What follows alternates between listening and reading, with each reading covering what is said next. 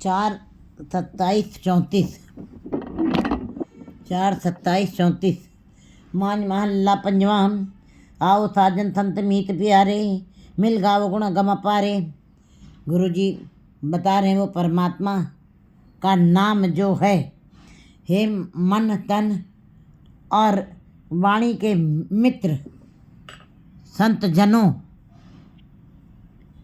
आओ बैठ करके उस सब मिल करके उस ईश्वर के, उस अगम अपार परमात्मा के गुणों का गान करें। जो अगम है, जिसको ये जिस ईश्वर को ये इन आँखों से देखा नहीं जा सकता, इन इंद्रियों से ये आँखें बहुत कम दूर सीमित दूरी तक देख सकती हैं, क्योंकि हमारा जीवन सीमित है, हमारी आयु सीमित है, हमारी इंद्रियां भी सीमित है, देखने की, सुनने की, बोलने की क्षमता हमारी सीमित है। इसलिए वो अगम अपार है जिसने हमको ये सारी इंद्रियां दी हैं, उसको बिल्कुल आओ मिल करके हे संत जनों उस अगम अपार के गुणों का गान करें।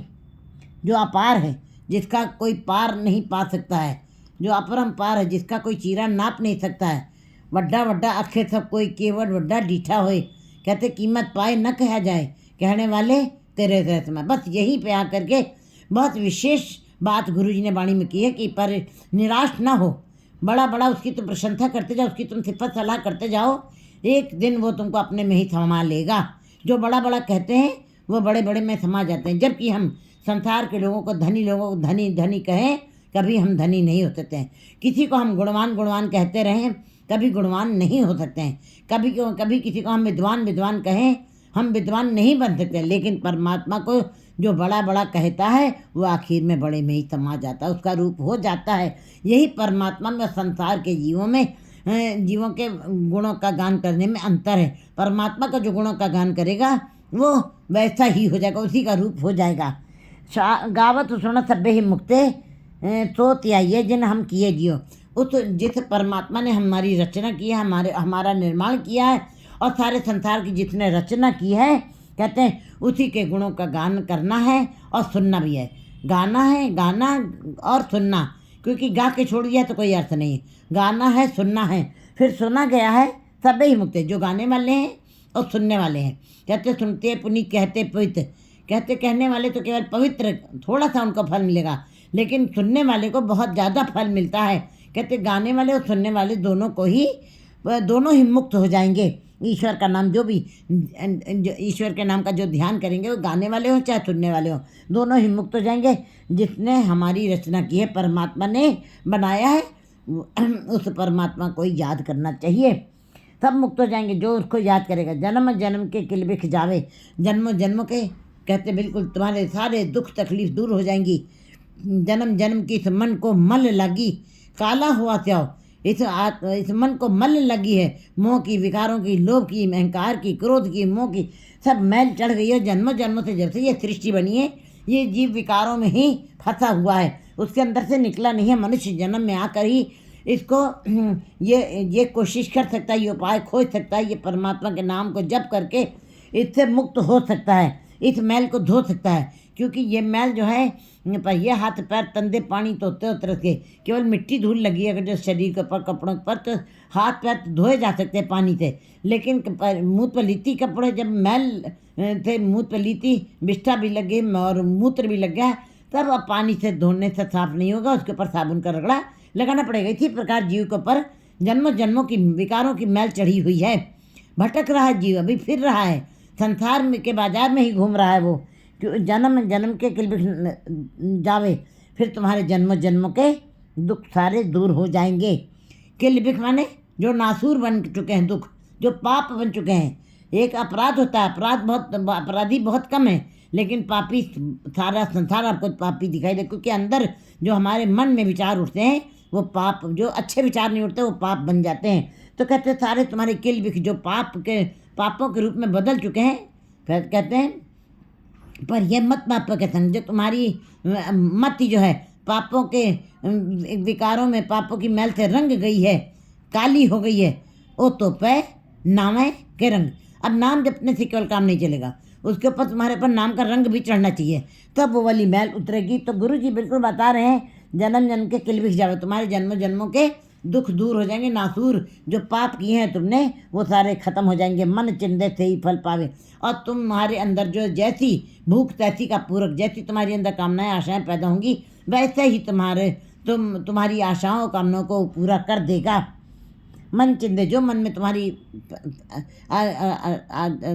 आशाएं उठ रही हैं, तमन्नाएं उठ रही हैं, वो सारे कार्य तुम्हारे पूरे हो जाएंगे और वो सारे फल तुमको प्राप्त होंगे।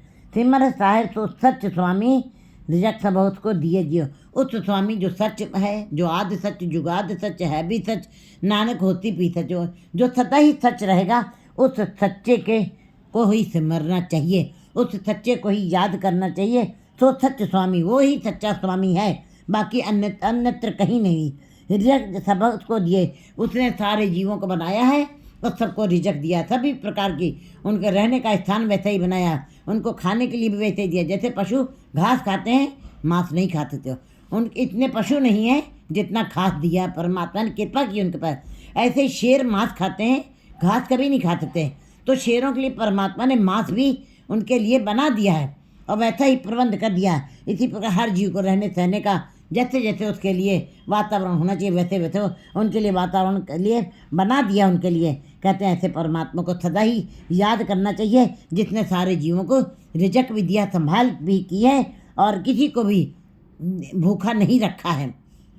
नाम जपत सर्व सुख पाइए, नाम जपने से सारे सुखों की प्राप्ति होती है। बाकी संसार के धंधों में चाहे आप पूरा जीवन लगा दीजिए, पूरा समय लगा दीजिए, वो सारे सुख नहीं दे सकता।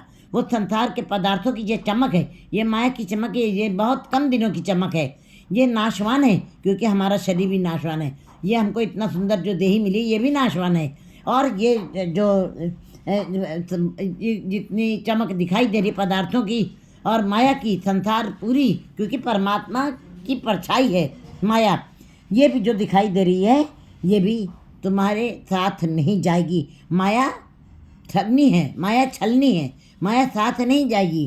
कहते हैं नाम जपत सर्व सुख पाइए, सब पौ विनते हरते आइए। सारे तुम्हारे भय खत्म हो जाएंगे, किसी प्रकार का भी डर तुम्हारे अंदर नहीं रह जाएगा। जिन हर निर्भय होते आया जी, तिनका पौ सब गवाती। जो उस निर्भय को याद करते हैं, उसका स्मरण करते हैं, उनके अंदर से भी सारे भय खत्म हो जाते हैं। क्योंकि जो निर्भय को याद करता है वो निर्भय बन जाता है, वो जो निर्वैर को याद रखता है वो निर्वैर बन जाता है। इसी प्रकार बिल्कुल गुरु जी ने बता दिया है कि जिन सेव्या सो पारग्रामी कार्य सगले थिए जियो, जिन्होंने सिमरन किया उसका वे पारग्रामी बने हैं, वे पार चले गए हैं। और जिन्होंने केवल मन से नहीं सिमरा है वो उर्वार रह गए हैं, वो संसार में ही रह गए हैं। लेकिन जिन्होंने मन वाणी वचन से जिसने ईश्वर के नाम को याद किया है वे पारग्रामी हो गए, वे परमात्मा की दरगाह तक पहुंच गए हैं।